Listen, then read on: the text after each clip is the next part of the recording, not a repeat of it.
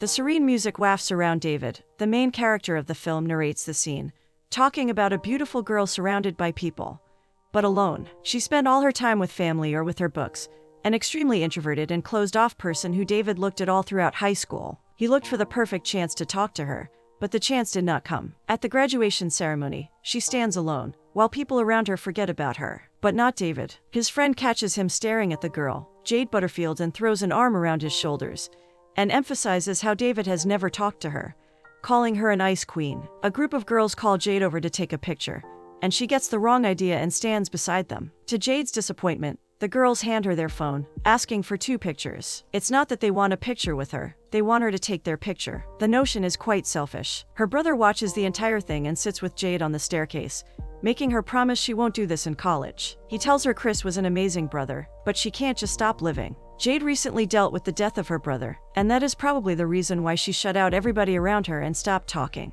David, who is with his dad, gets congratulated by him. Just then, his best friend, Mace, walks up and tells David's dad that his son has a crush, and points to Jade, who is with her family. David's dad loudly calls out Jade, telling her to meet his son, who is a high school graduate now. She doesn't seem to hear him from the distance, but it is a warm scene as David's dad picks him up in his arms, hugging him and lifting him off his feet with happiness. Later at their valet job, his friend tells David to get back together with Jenny and go to her birthday party, but David refuses, asking his friend to have some respect. Just then, a car stops in front of the inn and David opens the door for the guests. A girl drops her notebook on the floor and he helps pick it up, noticing that it is Jade Butterfield. She recognizes him too. They smile at each other, but her dad calls out to her before they can have a conversation. Jade musters up the courage to ask David for his sign on her graduation journal. He signs while staring into her eyes. She runs off quickly. Inside the restaurant, Jade's father, who seems to quite a controlling person, orders for his wife and daughter, while Jade's brother says he can handle it himself and orders a burger with fries. Jade stares at what David wrote in her collage and smiles. He wrote that maybe they don't have to wait another 4 years to talk to each other. Jade's parents ask her what she wants as a graduation present, and after thinking about it for a bit, she sees David outside the window, working. She tells her parents she wants a party out of all the things she could have asked for. Her justification is that high school is supposed to be a place where one makes friends who will last forever, but she does not know anyone. Her mother supports the idea enthusiastically, but her dad is a little on edge with it. But nevertheless he agrees. Jade walks outside. David sees her and runs to her. She tells him of the graduation party she is planning and invites him. At first he has a dumbfounded expression on his face. Jade throwing a party. It even sounds weird to him. Seeing his expression, she quickly says he doesn't have to come and attempts to walk back inside. But David stops her, blurting out that he would love to come, then adds Mace and says we would like to come. At that moment, a rude customer parks his sports car for the valet and rudely drops his keys to the floor in a teasing manner. David's friend is overcome with anger and tries to confront the rude customer, but David stops him from blowing it out of proportion. To get revenge on such a lousy customer, the boys have an idea. They flop into his car and invite a very confused Jade in as well. The 3 people go for a drive as David speeds through the empty road. Mace from the back cheers loud, and the 2 follow, bellowing in the air. As they drive back to the restaurant, there are several cars parked, waiting for the valet service, and the rude customer who threw his keys approaches them, looking absolutely livid. David takes all the blame for his friend and the customer tells the manager to fire him. Jade runs up and tries to take the entire blame, but Mace openly starts joking around, making the 3 teens laugh. The rude customer gets even more angry after seeing them laugh and taunts David about how he will have to try harder if he wants to get with the pretty little blonde. The inappropriate comment inclines David into punching the man square in the face. Jade's dad takes her away from the scene, while she looks back at David, who just stood up for her. David goes to his father's place of work, who works as a mechanic. He asks David what happened and asks if the man deserved it. Seems like his dad is a really supportive and understanding man. Back at Jade's house, an exquisite, grand mansion, she gets ready for the party, wearing a beautiful red dress and red lipstick. She goes up to the door expecting guests, but to her dismay it's only her father's connections. She goes upstairs to her father's room to find him dozed off. Jade wakes him up and he looks at her, complimenting his daughter on how pretty she looks. David gets ready for the party, wearing his father's wedding suit. His dad redoes his tie and sends him warmly. While Jade's house is swarming with aged couples, she stands in the corner looking displeased. Her father seemed to have the wrong idea about the party and invited his connections over as well. Her brother Keith lets her know that her friend is here, to which she is surprised and rushes to see who it is. To her surprise and pleasure, it's David. She tells him she is embarrassed about the party, but he consoles her, saying there's another graduation party, That's where everyone is. To cheer her up, David calls 911 and reports the other party, pretending to be an old British man with a Mini Cooper. A little while later, a line of guests knock on Jade's door. All the people from the other party are now coming to Jade's. The teenagers let themselves in, greeting Jade, some of them even hugging her. Mace comes in, but with him, there is also Jenny, David's ex-girlfriend who cheated on him. She comes in and walks to David, expressing her suspicions about him being the one who busted her party. David walks away without answering properly. Hugh, Jade's father, is confused after seeing all these kids at his house. But her mother lets him know that their daughter is really happy, and he should let her have her moments. Keith makes an announcement at the party, telling each couple to pick out a song where they will have to dance. Jade and David's song is a romantic, slow one, and she wants to do a ballet with him. While practicing a move, she ends up in his arms and they are about to kiss, but get interrupted. The dance competition starts and Mace dances energetically with his date. The crowd cheers for them. The other dancers, who choreograph fun hip-hop and dance moves, get lots of cheers too. Finally, it is Jade's and David's turn, and as they twirl in each other's arms, the crowd gets positively surprised at their beautiful dance. Just as it is ending, the light go out and David takes Jade into an empty room, telling her he has wanted to kiss her since the 10th grade. Outside the room, her father makes a toast for his daughter Jade and asks her to show herself. To his disappointment, she comes out of a room followed by a sheepish-looking David. At that moment, Hugh lets it go and asks his daughter to join the stage. After toasting to her, he asks all the kids to leave and approaches David, who is standing in the corner. He offers to show David out the door and walks with him. While leaving, David lets him know that he really respects his daughter and just wanted her to have a good time. Back home, Jade tells her dad she's going to her room, but instead she sneaks out and runs to where David is. Among the cars, they share a passionate kiss for the first time. It is a beautiful moment for David, who has been dying to do it for years. After kissing him, Jade runs back home, her arms wide open to the wind as she feels the moment with all her being. The next day, she gets a text from David and they meet up for some time at his father's garage. Later on, Jade's dad and her are playing chess when there is a sputtering sound outside. They run out to see what it is. Turns out, David has fixed an old car that belonged to the Butterfields and meant a lot to them. At first, Hugh is hostile towards David, but the entire family, including Jade's mom and Keith, invite him in for dinner after he cleans up in their house. Over dinner, Hugh tells David that his daughter is following in his footsteps doing pre-med. While saying this, he hands her a family heirloom, a hospital instrument that belonged to her grandfather, then her father, and then it was supposed to go to Chris, her brother, but he passed away. So now it goes to her. Hugh boasts about the internship that Jade has gotten, surprising David. An internship means she will be leaving soon. Anyone can tell that David's heart falls to his chest by the look in his eyes. Keith changes the topic by talking about his future major.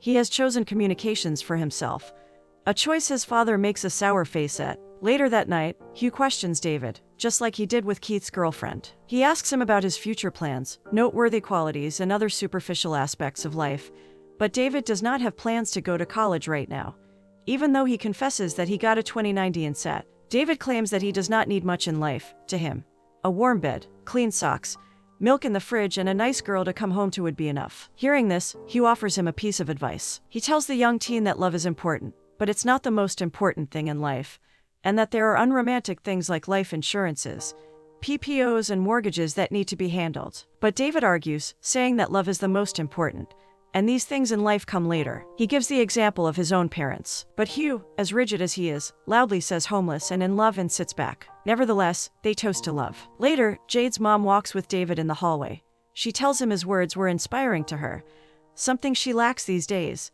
inspiration. She is actually a writer, but says she lost the motivation after one book. Hugh and Jade walk up to him and they say goodnight. While David is walking away, Jade throws him a paper plane, asking him to wait until the lights turn off. After the lights turn off, David sneaks in through the back door. He walks inside to see Jade standing by the fireplace. He quietly walks to her as they stare at each other's faces illuminated by the fireplace and kiss. He lets her know she doesn't have to do this, he can wait for her, but she says she doesn't want to wait. She wants to feel it with him. They undress in the dark and make love in front of the fire. As the sun rises, David gets up to leave, and his button falls off. Jade takes it in her palms and calls it his first gift to her. As they are walking down the lobby, they come across a picture of Chris. They talk a bit about him and Jade compliments her dad for taking care of the entire family. Later at the hospital, Jade's dad tells her she can stay to watch the next surgery take place, but she leaves, telling him she has plans. She meets with David and tells him she has to leave soon for her internship. At first he looks dejected, but then he tells her he doesn't care, and that he will make the most out of how many days they have. The next few scenes are them spending time, kissing in the library, riding bicycles together, going to clubs. They even have a water fight at Jade's house with her entire family. Minus her father, of course. 2 days before Jade goes to Brown, David takes her to a concert where they have the time of their lives, kissing on the way back and saying they love each other. After dropping her home, David tries to leave, but they run back to each other, and in their passion, Jade tells him to tell her to stay. And he does. Jade sneaks back and starts unpacking her suitcase. Hugh comes in and asks her what she is doing, and she tells him that she called Dr. Fitzgerald, and she is not leaving for the internship. Hugh lets out a loud sigh and tells her to talk to him about it. After a few tries of getting the truth out of her, she finally tells him that she wants more time with David.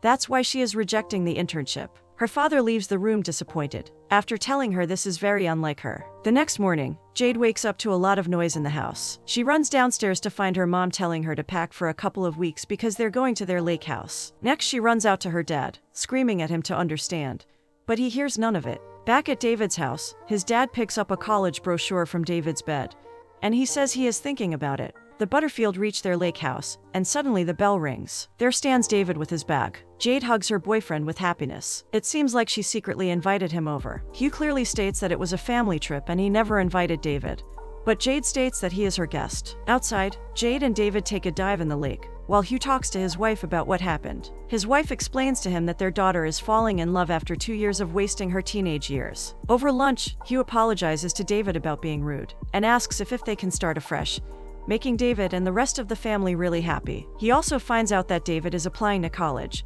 which is very pleasant news. Some of Hugh's colleagues arrive at the lake house, and he goes to greet them. The youngsters and Jade's mom spend the night playing with fireworks. Heath sends David to their garage to get a few more sparklers. When he goes there, he sees Hugh kissing his female colleague in secret. This makes David's eyes widen, and he quietly walks out. Later, the next morning, even before sunrise, Hugh takes David out to his boat, a little forcefully. David confronts him about what he saw, but Hugh lets him off with a threat. Later that day, the teens go out to a pool party, but Mace is there and he takes them to the zoo, where they plan to get high and play with wildlife. When the night hits, the kids get the carousel playing. There, David and Keith have a heart-to-heart conversation, until they hear police alarms. David's ex reported them to the police because she got jealous when she saw Jade and David kiss in the zoo. In order to save Jade from the police, David has them run after him instead. They catch him and take him to the station. Jade runs home and begs her parents to help them. Just then, Hugh takes out a report he dug on David's past and tells Jade that it hasn't been his first time at the station. Jade exclaims that she doesn't care about his past, and Hugh finally agrees to get him out on one condition. Outside the police station, he receives David and tells him he won't go back to the lake house with them, saying that his relationship with Jade is over. When David doesn't seem to sway by his words, Hugh pettily brings up David's family history, telling him of the assault he committed when he was young and how his parents didn't have love between them. Unable to hear any more of the taunts, David punches Hugh in the face, immediately regretting it after. Hugh leaves. When he gets back home, he tries to act innocent in front of his family, but Jade doesn't believe him, steals his car keys and runs off. At a diner, Mace and David talk about how last night was stupid. Just then, Jenny walks in. Turns out Mace invited her without David knowing. She sits beside him and tells him that girls like Jade feel like they're settling for guys like him. At that moment, Jade walks in and sees her boyfriend and Jenny sitting close together. She rushes out. David runs after her and tells her to trust him, but she sees his bloody knuckle, meaning that he really did punch her father. Jade asks why he didn't tell her about his mom, and he tells her he was ashamed of it. The breaking point of their relationship is when he tells her that he knows he's not good enough for her, but he doesn't want to spend his entire life proving it. He starts walking away. Jade calls him a coward and drives off, while he chases her car. Just then, her car hits another. Jade just got in a car accident. Her family rushes to the hospital. Thankfully, the car accident wasn't too serious and Jade is all right. David calls his father, Harry Elliott, over, and Hugh walks in, asking to speak with him. Hugh hands Harry a restraining order to keep David away from Jade, and tells him to keep his lowlife son away. After recovering a bit, Jade visits David's house, but Harry doesn't let them meet, telling her he has to take care of his son's future now. A little while later, the scenes are showing Jade in an airplane with her father, while David half-heartedly attends parties and even goes to see a therapist. She moves on with her life, or so it seems. The truth is, anything she does, she is plagued by sadness. And so is he. One day, David is punching a punching bag in his garage when his dad approaches him. He tells David he loves the girl, he should fight for her, and let Hugh try to sue them. The next day, David meets Anne, Jade's mother, and begs her to let him meet with Jade once. With some convincing, she finally agrees. Jade is supposed to come back home for the holidays, and her parents wait out in the car for her. Anne confesses that she met with David and tries to get Hugh to stop persecuting the kids, but he pays her no heed and rushes into his daughter, knowing David will be there to meet her. While Jade is walking, David pulls her behind a pillar and kisses her, confessing again. They tell each other they haven't moved on and promise to continue this.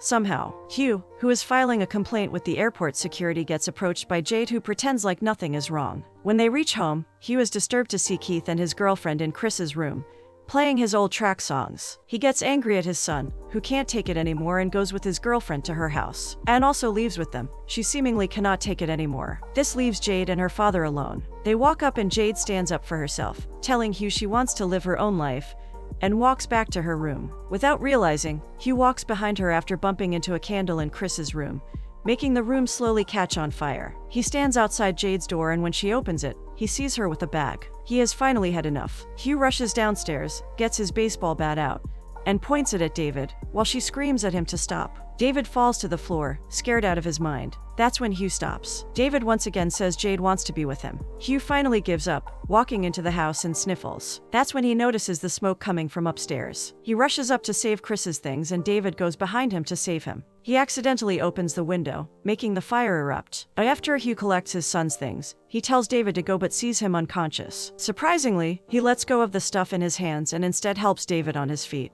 What's more intriguing is that he helps David again when he's stuck between fire. They are finally able to get out of the house to a sobbing Jade. Outside, sitting by the fire extinguishers, Hugh apologizes to David about everything that he did.